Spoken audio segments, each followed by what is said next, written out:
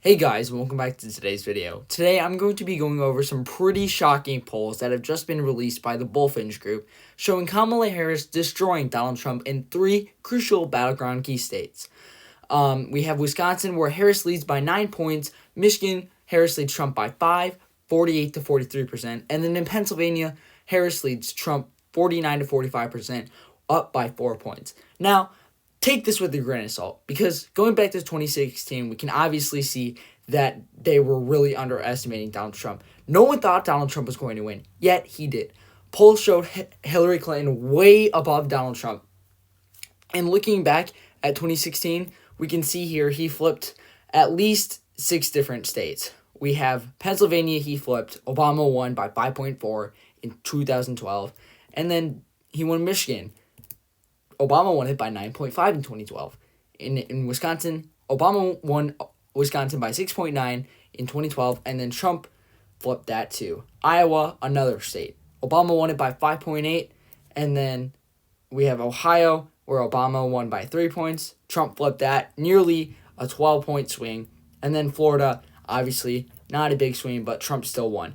Those are 6 different states that Trump flipped, and narrowed in a lot of states like Minnesota, Colorado, Nevada, Oregon, New Hampshire was another big one. And so, like I said, you really have to take these polls with a grain of salt because they don't really mean anything. In a single time frame in the grand scheme of things, that is a different story. Because if we see in North Carolina, Harris tied with Donald Trump in a state he won in 2016 and 2020. But the thing about North Carolina is it is actually kind of a swing state. Let's look at the gubernatorial race in 2020. In 2020, Roy Cooper, the governor of North Carolina, won by 4.5 points. In 2016, he won by 0.22. Those are both election years. North Carolina has gubernatorial races on election day. So that is saying something because Josh Stein, who's the attorney general, is running in the Democrat primary. He already won the Democrat primary. He's going to be the Democrat nominee for the governor's race this year. And so I think when you have a Democrat winning by 4.5 at the governor level, it is entirely possible that Kamala Harris can win. If we look in 2020, Biden lost North Carolina by a narrow 1.3 points. And Roy Cooper won by 4.5, which is a 5-point difference split ticket voting, which is pretty incredible. And even looking back to 2016, we can see he won by 0.22, and then not so impressive, but about a 3.7, so about 4-point different voting. But Montana, we're not going to talk about that right now, but Montana also had a very big split ticket voting.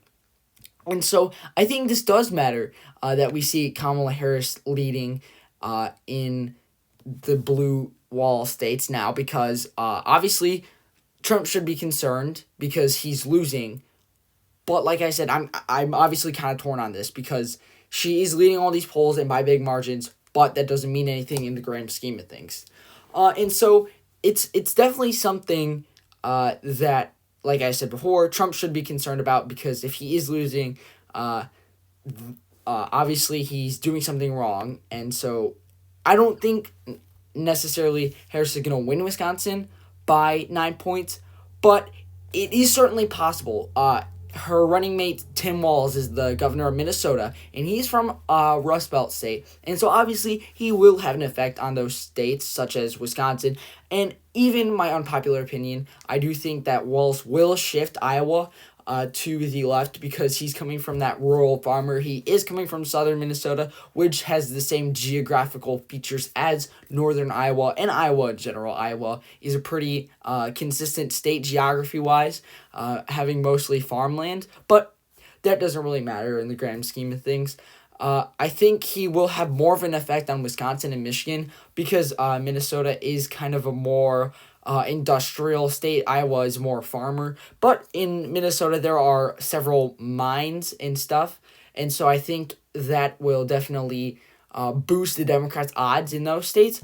And taking a look at the electoral map this year, as we saw earlier, Kamala Harris is leading in Wisconsin, Michigan, and Pennsylvania, which puts her exactly at the 270 electoral vote mark. And so Donald Trump can win all these other swing states, and he can win them by big margins, yet still lose the election by 2 electoral votes. And that is something Kamala Harris should focus on. If she really does want to win this, she should be focusing on Wisconsin, Michigan, and Pennsylvania. Well, you might be asking, why is that? Well, because her and Joe Biden won them in 2020. And they are actually 5 states that they flipped. They flipped: Georgia, Arizona, Wisconsin, Michigan, and Pennsylvania. But the 2 she should really be focusing on is Wisconsin and Michigan.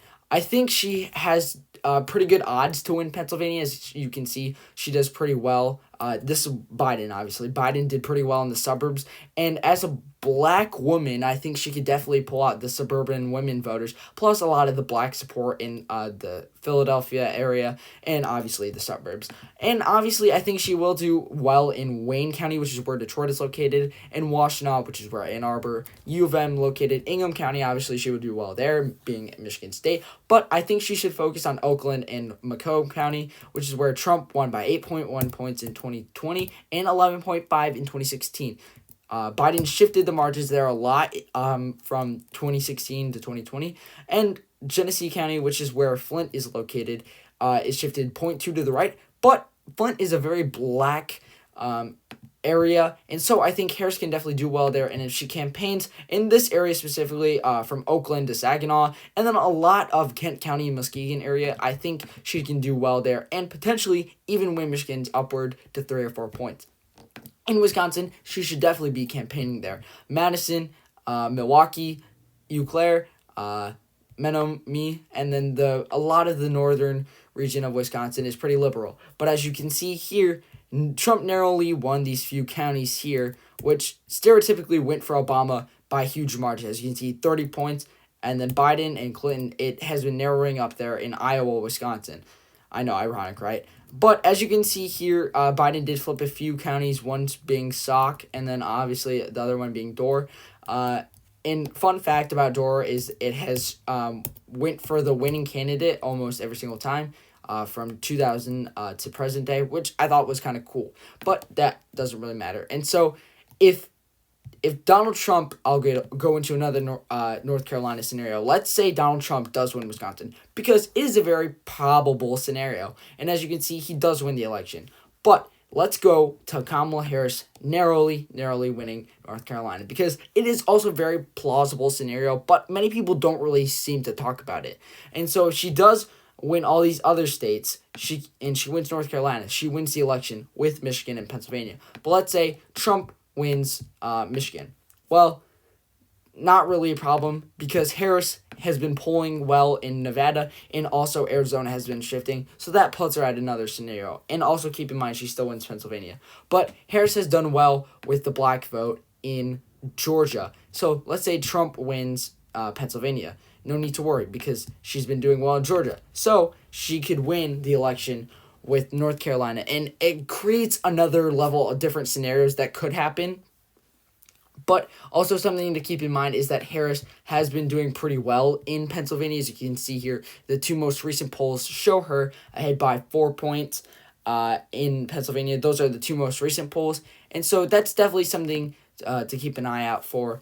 But as you can see here, these are the polls that I was talking about earlier of Harris leading Trump by large margins. And so it's definitely interesting to see her winning by these big of margins, because obviously she's not going to win Wisconsin by 9 points. It hasn't gone for a candidate over 9 points in 2008. And then John Kerry and Al Gore barely won it. Clinton won it by 10 in 1996, but it was a huge shift from 1992, actually. And then Dukakis won it, Reagan won it, obviously. And it was pretty much really a swing state for a while. And then from 90s to 2016, it was a Democrat state. And now shifted back to Biden. So it's going to be interesting, to say the least, this election.